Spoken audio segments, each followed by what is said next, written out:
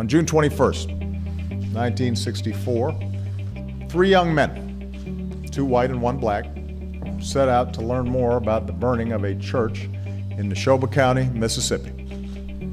James Earl Cheney, 21 years old. Andrew Goodman, 20 years old. Michael Henry Schwerner, 24 years old. Young men. And in that Freedom Summer, these three Americans refused to sit on the sidelines. Their brutal murder by a gang of Ku Klux Klan members shook the conscience of our nation. It took 44 days to find their bodies, 41 years to bring the lead perpetrator to justice. And while they're often remembered for how they died, we honor them today for how they lived, with the idealism and the courage of youth. James, Andrew, and Michael could not have known the impact they would have on the civil rights movement or on future generations. And here today, inspired by their sacrifice, we continue to fight for the ideals of equality and justice for which they gave their lives. Young people are fighting for the soul of our country. What we have seen is a number of lawless, unconstitutional tactics spreading like a virus that is deliberately meant to suppress the youth vote.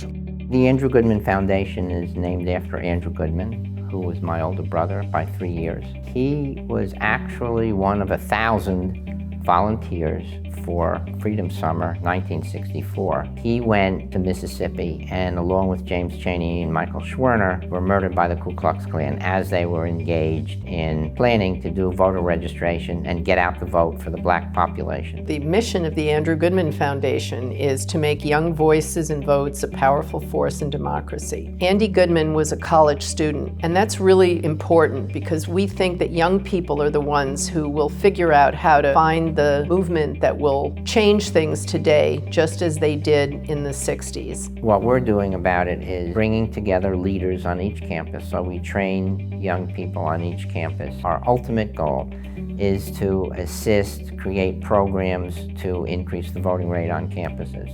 We're very excited that we're now able to use texting and email to reach out to a larger cohort of students year-round in order to not only get them to vote, but also to participate in civic life. We have a lot of leverage as we grow. It's not one-to-one, it's one to a campus to many. So the Andrew Goodman Foundation is carefully selecting campuses in districts where young people are a significant part of the population. And if properly organized and motivated and they connect the issues that they believe in, they can have a greater likelihood of impacting the outcome of elections. And that's important so that their voices and votes will matter in our democracy. People are being disenfranchised. The voices of minorities, of the poor, of young people, of people of color are being silenced in one way or another. But we're doing whatever we can to empower those young people to take the steps that are necessary to create a better world. We are facing the convergence of three viruses: voter suppression, systemic racism and white supremacy, and of course, COVID-19, that has now taken over 200,000 American lives. Young people are our future.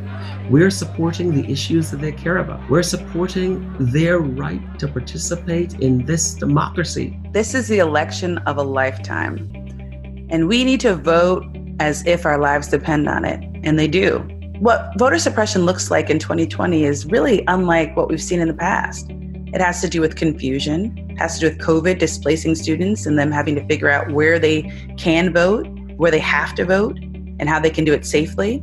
And then, of course, the long lines that we anticipate and all the other issues that we know students are going to face. The Andrew Goodman Foundation is working tirelessly to create answers and to guide students through all of these processes as straightforward as possible. We're doing this across the country. We have a lot of work to do, but we feel like we're the right organization to do it.